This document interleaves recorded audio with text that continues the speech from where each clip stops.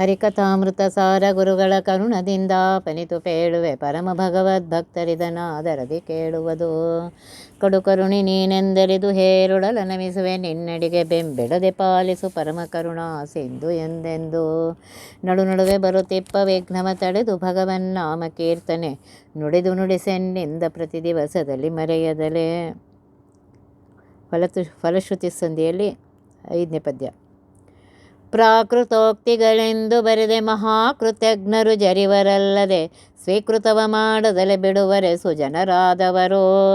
ಶ್ರೀಕೃತೇಪತಿ ಅಮಲ ಗುಣಗಳು ಈ ಕೃತಿಯೊಳುಂಟಾದ ಬಳಿಕ ಪ್ರಾಕೃತವೇ ಸಂಸ್ಕೃತದ ಸಡಗರವೇನು ಸುಜನರಿಗೆ.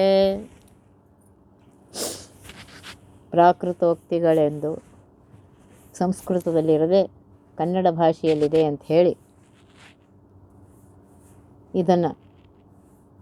ಇದರಲ್ಲಿ ಏನು ಮಹಾ ಇದೆ ಅಂತ ಹೇಳಿ ಜರಿದು ಅಂತದೆ. ಏನು ಮಹಾ ಇದೆ, ಸಂಸ್ಕೃತದಲ್ಲಿಲ್ಲ ಕನ್ನಡದಲ್ಲಿದೆ, ಏನು ಮಹಾ ಇದೆ ಅಂತ ಹೇಳಿ ಯಾರು ಈ ರೀತಿಯಾಗಿ ಜರಿತಾರೆ, ಈ ರೀತಿಯಾಗಿ ಇದು ಮಾಡ್ತಾರೆ ಅಂತಂದರೆ ಕೃತಜ್ಞರು ಅಂತ ಇದೆ. ಯಾರಿಗೆ ಕೃತಜ್ಞರು ಅಂತಾರೆ? ಮಾಡಿದ ಉಪಕಾರವನ್ನು ಮರೆಯುವವರಿಗೆ ಕೃತಜ್ಞರು ಅಂತಾರೆ. ಇಲ್ಲಿ ಹೇಳ್ತಾ ಇದ್ದಾರೆ, ಪರಮಾತ್ಮ ಸ್ವಾಮಿ ನಾವು ಅವನ ಭೃತ್ಯರು.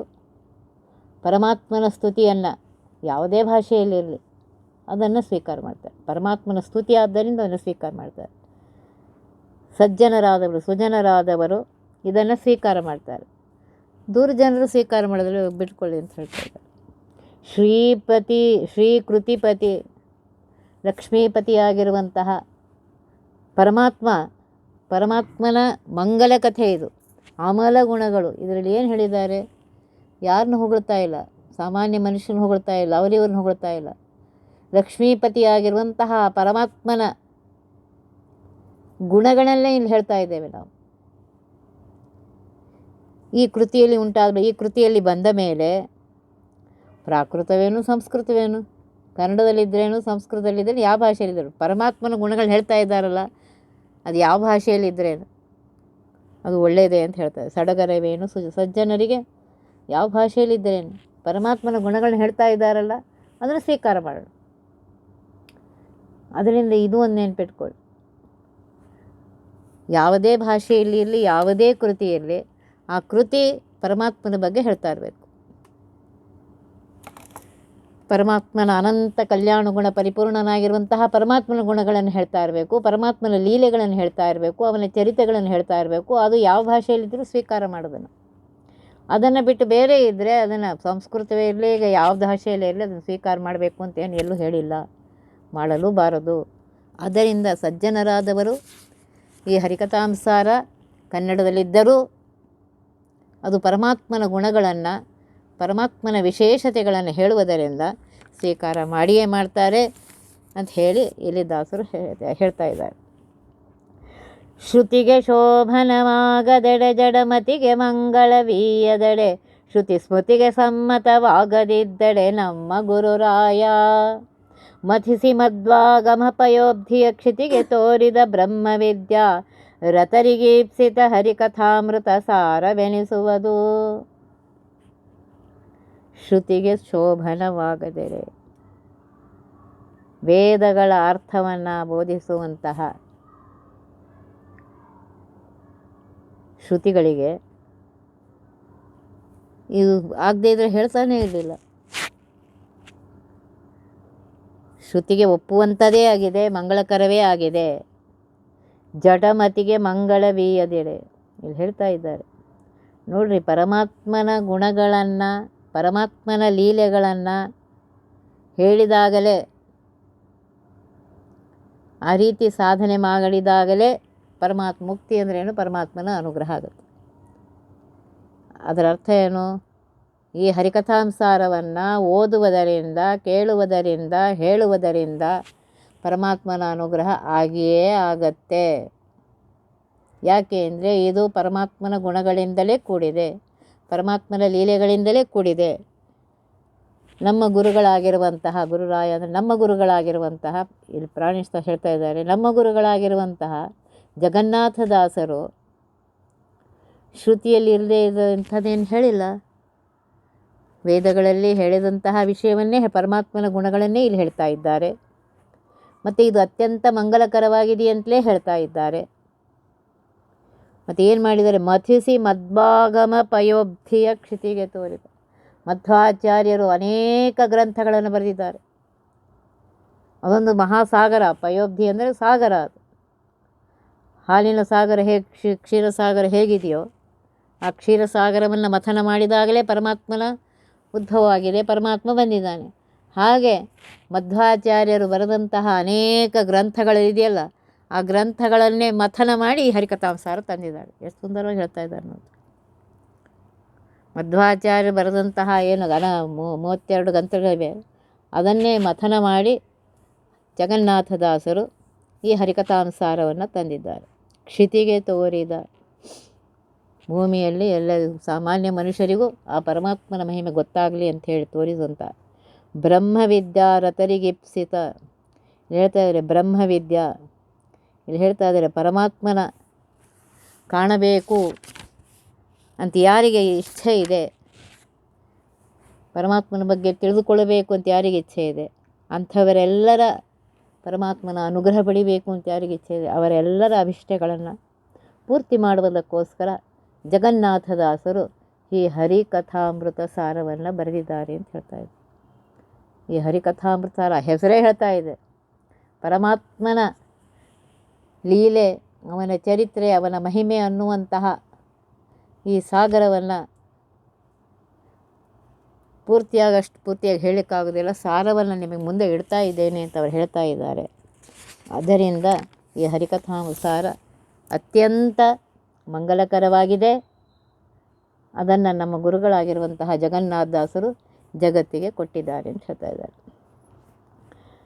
ಭಕ್ತಿವಾದದಿಪೇರ್ದನೆಂಬ ಪ್ರಸಕ್ತಿ ಸಲ್ಲದು ಕಾವ್ಯದೊಳು ಪುನರುಕ್ತಿ ಶುಷ್ಕ ಸಮಾಸ ಪದ ವ್ಯತ್ಯಾಸ ಮೊದಲಾದ ಯುಕ್ತಿಶಾಸ್ತ್ರ ವಿರುದ್ಧ ಶಬ್ದ ವಿಭಕ್ತಿ ವಿಷಮಗಳಿರಲು ಜೀವನ್ ಮುಕ್ತ ಭೋಗ್ಯವಿದೆಂದು ಸಿರಿಮ ಅನಂತ ಮೆಚ್ಚುವನೇ.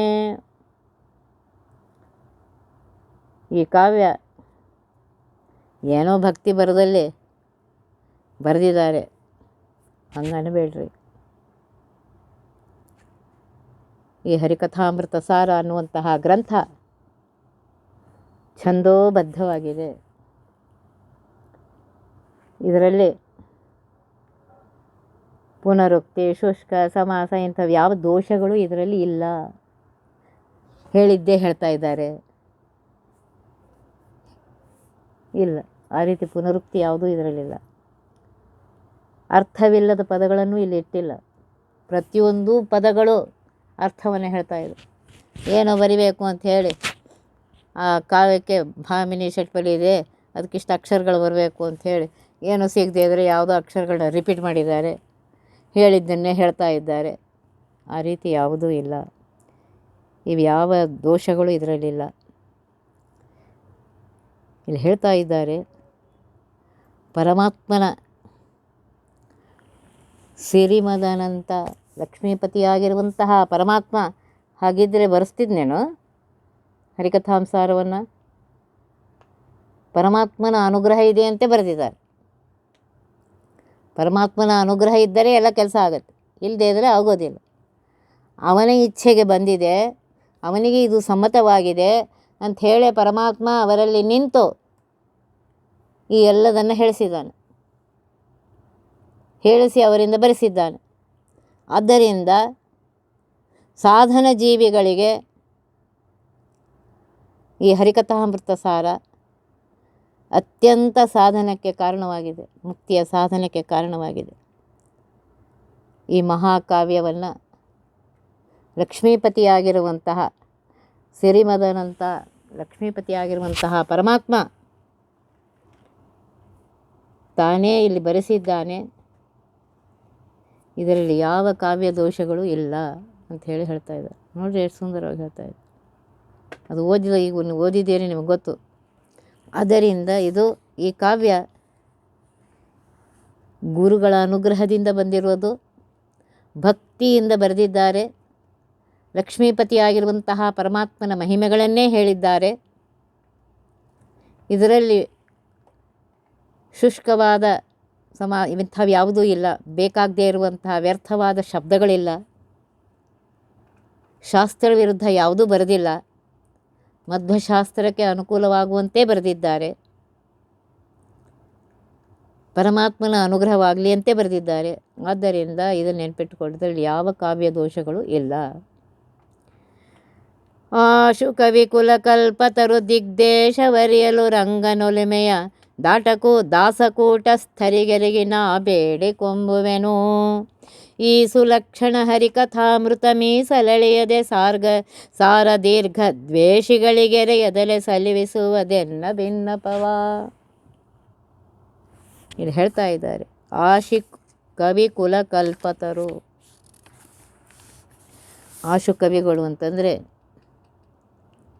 ಅವರಲ್ಲಿ ಇಷ್ಟು ಸಾಹಿತ್ಯದ ಇದಿರುತ್ತೆ, ಮಾತಾಡಿದ ತಕ್ಷಣ ಶಬ್ದಗಳು ಫಟಾಫಟ್ ಹೊರಗೆ ಬರ್ತವೆ, ಅವರಿಗೆ ಆಶು ಕವಿಗಳು ಅಂತಾರೆ. ಕಲ್ಪತರು ಶ್ರೇಷ್ಠವಾದುದನ್ನು ಕೊಡ್ತಾ ಇದ್ದಾರೆ. ಹೇಗೆ ಕಲ್ಪವೃಕ್ಷ ಬೇಡಿದ ಅಭಿಷ್ಟಗಳನ್ನ ಪೂರ್ತಿ ಮಾಡುತ್ತೋ ಹಾಗೆ ಈ ಹರಿಕಥಾಮೃತ ಸಾರ ಭಕ್ತಿಯಿಂದ ಓದಿದವರ ಬೇಡಿದ ಇಷ್ಟಗಳನ್ನು ಪೂರ್ತಿ ಮಾಡುತ್ತೆ. ಮತ್ತೇನು ಹೇಳ್ತಾ ಇದ್ದಾರೆ, ರಂಗನೊಲುಮೆಯ ದಾಸಕೂಟಸ್ಥರಿಗೆಲಿದು. ದಾಸರು ಪರಮಾತ್ಮನ ಅನುಗ್ರಹವನ್ನು ಪಡೆದವರಿದ್ದಾರವರು. ಪರಮಾತ್ಮನ ಅನುಗ್ರಹ ಇದ್ದರೆ ಶಬ್ದಗಳು ಹೊರಗೆ ಬರುತ್ತೆ. ಅನುಗ್ರಹವನ್ನು ಪರಮಾತ್ಮನ ಅನುಗ್ರಹಕ್ಕೆ ಪಾತ್ರರಾಗಿದ್ದಾರೆ. ಮತ್ತೆ ಹೇಳ್ತಾ ಇದ್ದಾರೆ ಜಗನ್ನಾಥದಾಸರೆಂದರು, ಆಶು ಕವಿ ಕುಲ ಕಲ್ಪತರು. ಇವರು ಹೇಗಿದ್ದಾರೆ ಅಂದರೆ ಶ್ರೇಷ್ಠವಾಗಿರುವಂತಹ ಕಲ್ಪವೃಕ್ಷದಂತೆ ಇದ್ದಾರೆ. ಕವಿತಾ ರಚಿಸುವಲ್ಲಿ ಶಬ್ದಗಳು ಪರಮಾತ್ಮನ ಅನುಗ್ರಹದಿಂದ ಸರಳವಾಗಿ ತಾವೇ ಬರ್ತಾ ಇವೆ. ರಂಗನೊಲುಮೆಯ ದಾಸರಿಗೆ ಅಂತ ಹೇಳ್ತಾ ಇದ್ದಾರೆ. ಶ್ರೀರಂಗ ದೇವರನ್ನು ಒಲಿಸಿ ಅವರ ಪರಮಾತ್ಮನ ಅನುಗ್ರಹಕ್ಕೆ ಪಾತ್ರರಾಗಿದ್ದಾರೆ ಅಂತ ಹೇಳ್ತಾರೆ. ಜಗನ್ನಾಥ ದಾಸರಿಗೆ ರಂಗೋಲಿ ದಾಸರು ಅಂತ ಕರಿತಿದ್ರು. ರಂಗೋಲಿ ಭಾಳ ಚೆನ್ನಾಗಿ ಹಾಕ್ತಿದ್ರಂಥವ್ರು. ಎಂಥ ಬೇಕಂಥ ರಂಗೋಲಿಗಳು ಹಾಕ್ತಿದ್ರಂತೆ. ಅದಕ್ಕೆ ಅವರಿಗೆ ರಂಗೋಲಿ ದಾಸರಂತೆ ಕರಿತಿದ್ರು. ಒಂದು ದಿವಸ ಏನಾಯ್ತಂತೆ, ಏಕಾದಶಿ ಜಾಗರದಲ್ಲಿ ಶ್ರೀರಂಗನ ಪ್ರತಿಮಾಕ್ಕೆ ಕಿರೀಟವನ್ನು ಹಾಕದಿದ್ದಾಗ ಪೂರ್ಣಯ್ಯನವರಿಗೆ ಕೇಳಿದ್ರಂತೆ, ಕಿರೀಟ ಇಲ್ಲ ಹಾಕ್ರಿ ಅಂತ. ಆವಾಗ ಶ್ರೀರಂಗದಲ್ಲಿ ದೇವರಿಗೆ ಕಿರೀಟ ಸರಿಪಡಿಸಲು ಕೊಟ್ಟ ಕಾರಣ ದೇವ್ರ ಕಿರೀಟ ಏನೋ ಆಗಿತ್ತೋ ಏನೋ, ಕಿರೀಟ ಹಾಕಿಲ್ಲ ಅಂತ ದಾಸರು ಹೇಳಿದ್ರಂತೆ. ಪೂರ್ಣಯ್ಯನವರು ಶ್ರೀರಂಗಪಟ್ಟಣಕ್ಕೆ ಸವಾರನ್ನು ಕಳಿಸಿ ಕೇಳಿದ್ರಂತೆ, ಹೌದೇನು ಅಂತ. ಶ್ರೀರಂಗ ಎಲ್ಲಿ, ಇವರೆಲ್ಲಿ? ಅಲ್ಲಿ ಹೋದರೆ ಹೌದಂತೆ, ಅಕ್ಸಾಲಕ್ಕೆ ಕೊಟ್ಟಿದ್ರಂತೆ ಕಿರೀಟ ಸರಿ ಮಾಡೋದು. ಅದು ಇಲ್ಲಿ ಇವರು ತಮ್ಮ ಮನೆಯಲ್ಲಿರುವಂತಹ ಜಗನ್ನಾಥ ದಾಸರಿಗೆ ಅದು ಗೊತ್ತಾಗಿದೆ. ತಾವು ರಂಗೋಲಿಯನ್ನು ಬಿಡಿಸಿದ್ದಾರೆ, ಕೃಷ್ಣನಿಗೆ ಶ್ರೀರಂಗನಿಗೆ ಕಿರೀಟ ಹಾಕಿದ್ದಿಲ್ಲ. ನೋಡ್ರಿ ಎಂಥ ಮಹಾನುಭಾವರು ಇರಬೇಕು. ಈ ರೀತಿಯಾಗಿ ರಂಗನೊಲುಮೆಯ ದಾಸರು ಅಂತ ಕರಿತಾ ಇದ್ದಾರೆ. ಪರಮಾತ್ಮನ ಅನುಗ್ರಹ ಎಷ್ಟಿರಬೇಕು.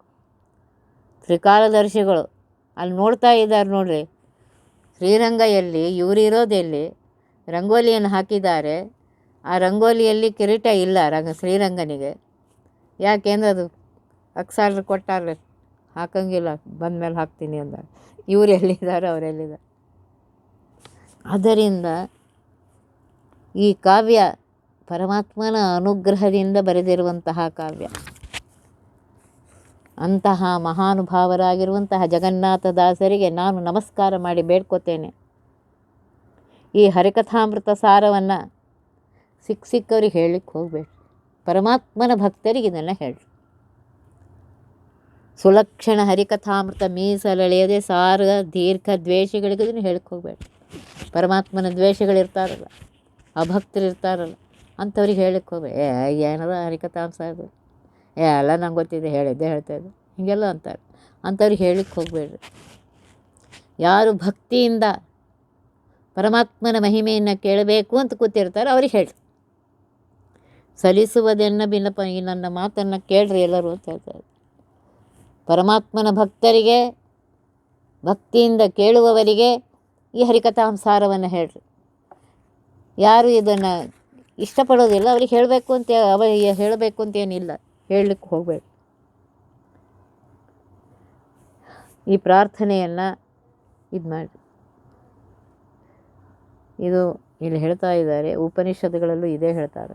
ಐತರೇಯ ಉಪನಿಷತ್ತು ಇದೆ. ಪರಮಾತ್ಮನ ಭಕ್ತರಿಗೆ ಪರಮಾತ್ಮನ ಮಹಿಮೆಯನ್ನು ಹೇಳಿ, ಅಭಕ್ತರಿಗೆ ಹೇಳಲಿಕ್ಕೆ ಹೋಗುವ ಅವಶ್ಯಕತೆ ಇಲ್ಲ ಅಂತ ಹೇಳಿ ಅದನ್ನೆಲ್ಲಿ ಹೇಳ್ತಾರೆ. ಪ್ರಾಸಗಳ ಪೊಂದಿಸದೆ, ಶಬ್ದಶ್ಲೇಷಗಳ ಶೋಧಿಸದೆ, ದೀರ್ಘ ಹಾಸಗಳ ಸಲ್ಲಿಸದೆ, ಷಟ್ಪತಿ ಗತಿಗೆ ನಿಲ್ಲಿಸದೆ, ದೂಷಕರು ದಿನದಿ ಮಾಡುವ ದೂಷಣವೇ ಭೂಷಣಗಳೆಂದು ಉಪದೇಶಗಮ್ಯವು ಹರಿಕಥಾಮೃತ ಸಾರ ಸಾಧ್ಯರಿಗೆ. ಹಿಂದಿನ ಪದ್ಯಗಳು ಹೇಳಿದರು, ಪರಮಾತ್ಮನ ದೀರ್ಘ ದ್ವೇಷಗಳಿಗೆ ಈ ರಹಸ್ಯವನ್ನು ಹೇಳಲಿಕ್ಕೆ ಹೋಗಬೇಡ್ರಿ ಅಂಥೇಳಿ. ಆಮೇಲೆ ಭಾಮಿನಿ ಷಟ್ಪದಲ್ಲಿರುವಂತಹ ಈ ಕಾವ್ಯ, ಇದಕ್ಕೆ ಲಕ್ಷಣ ಇಲ್ಲ, ಅದು ಇಲ್ಲ, ಕಾವ್ಯ ಲಕ್ಷಣ ಇಲ್ಲ ಅವೆಲ್ಲ ಅಂತಾರೆ. ಅಂಥದ್ದೆಲ್ಲ ಹೇಳಲಿಕ್ಕೆ ಹೋಗಬೇಡ್ರಿ. ಪ್ರಾಸಗಳ ಪೊಂದಿಸದೆ ನೋಡಿರಿ, ಆ ಪ್ರಾಸ ಅಂತಿರುತ್ತೆ. ಒಂದು ಭಾಮಿನಿ ಷಟ್ಪದಿಯಿಂದಲೇ ಮೊದಲನೇ ಲೈನಲ್ಲಿ ಇಷ್ಟು ಅಕ್ಷರ ಬೇಕು, ಎರಡನೇ ಲೈನಲ್ಲಿ, ಮೂರನೇ, ಹೀಗೆ 6 ಲೈನಿಗಿದೆ ಅಷ್ಟು. ಆದ್ದರಿಂದ ಇಲ್ಲಿ ಹೇಳ್ತಾ ಇದ್ದಾರೆ, ಈ ಗ್ರಂಥದಲ್ಲಿ ದಾಸರಾಯರು ಪ್ರಾಸಗಳನ್ನು ಹೊಂದಿಸಿಲ್ಲ ಅಂತ ಅನ್ಲಿಕ್ಕೆ ಹೋಗಬೇಡ್ರಿ. ಶಬ್ದಗಳನ್ನು ಅಲಂಕಾರ ಸಹಿತವಾಗಿ ಹೇಳಿಲ್ಲ ಅಂತಲೂ ಅನ್ಲಿಕ್ಕೆ ಹೋಗಬೇಡ್ರಿ.